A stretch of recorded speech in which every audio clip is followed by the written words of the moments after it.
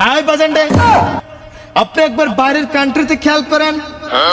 বাইরের কান্ট্রিতে একটা ছেলে যখন একটা মেয়েকে পটায়, একটা গার্লফ্রেন্ড ম্যানেজ করে ফেলে, সর্বপ্রথম সেই খবরটাই সে দেয় তার বাবাকে।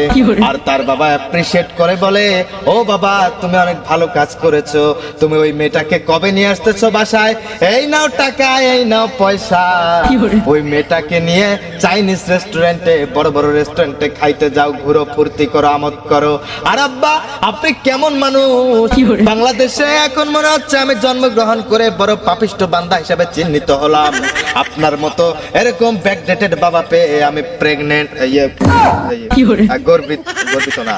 আব্বাজান আমি আউলায় যাচ্ছি আব্বাজান।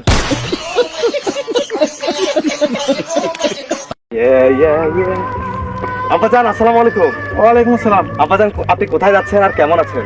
আছি, ভালো আছি। আমি খেতে যাচ্ছি কাজ করতে। আর তুমি এরকম কে এত খুশি খুশি লাগতেছে? আব্বাজান আমি তো খুশিতে আত্মহারা। আব্বাজান আমি বলেছিলাম না আপনার এই ছেলের জন্য আপনাকে আর কোনোদিন কষ্ট করতে হবে না। এতদিন ধরে আপনাকে কষ্ট দিয়ে আসছি, আর আপনাকে কষ্ট দিতে চাই না আব্বাজান। আব্বাজান আমি নিজের একটা ব্যবস্থা করে ফেলেছি আব্বাজান। আমি জানতাম তুমি আমার মুখটা উজ্জ্বল করবে। ইয়েস আব্বাজান। আমি তোমাকে যতই পাগল ছাগল বলি না কে, তুমি তো আমার ছেলে। তো চলো বাবা, তোমার কি চাকরি জানি হলো? চাকরি? আব্বাজান এটা আপনি কেমন কথা বললেন? আর চাকরি, একটা ছেলে মানুষ যদি চাকরি পায় সেজন্য কি তার বাবা মায়ের মুখ উজ্জ্বল হয়? আর মুখ উজ্জ্বল হয় বিভিন্ন কারণে। মুখে ফেয়ার এন্ড লাভলি মাখলেও তো মুখ উজ্জ্বল হয়, তাই বলে সেই উজ্জ্বলতা এই উজ্জ্বলতার মধ্যে বিশাল ডিস্টেন্স। আপনাদের কে বোঝাবে?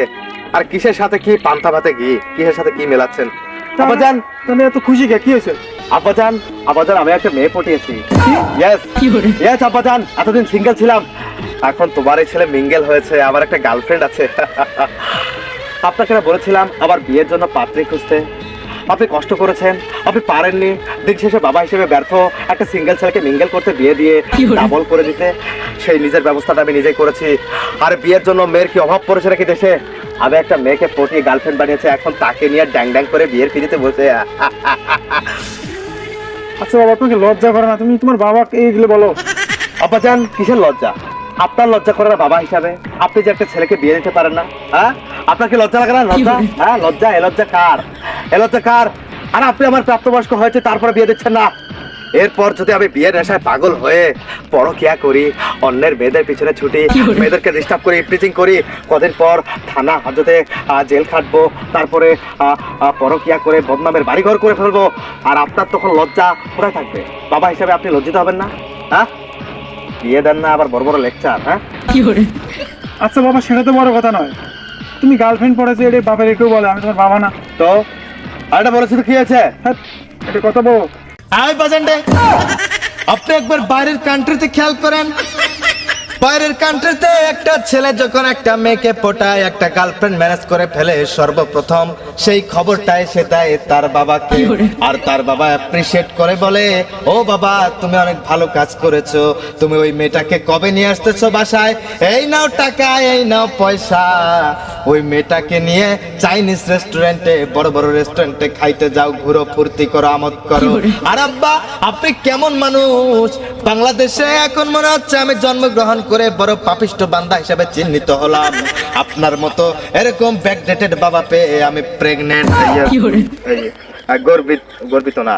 আব্বাজান আমি আউলায় যাচ্ছি আব্বাজান, আপনার কথা শুনে। বাইরের কান্ট্রিতে বাজানডে বাপ ছেলের সম্পর্ক বন্ধুর মতো।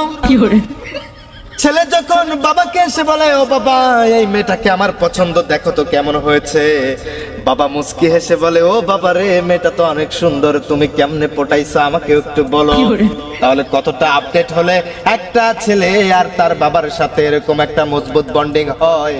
আর আপনি আমার এমন বাবা, মেয়ের কথা শুনে আপনার গায়ে যেন অ্যালার্জি চলে আসলো। আচ্ছা বাবা, তোমার কথা শুনে আমার খুব ভালো লাগছে। তা আজ থেকে তুমি আমার বন্ধু রাখতে পারো। আব্বাজান এটা একটু কি বললেন? আমি তো খুশিতে আত্মহারা আব্বাজান।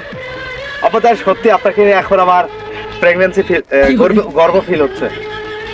বাবা একটা কাজ করা যায় না? কি আব্বাজান? আমরা দুই বন্ধু আজকে যাই, একসাথে দুই বন্ধু বিয়ে করি। এটা কেমন কথা?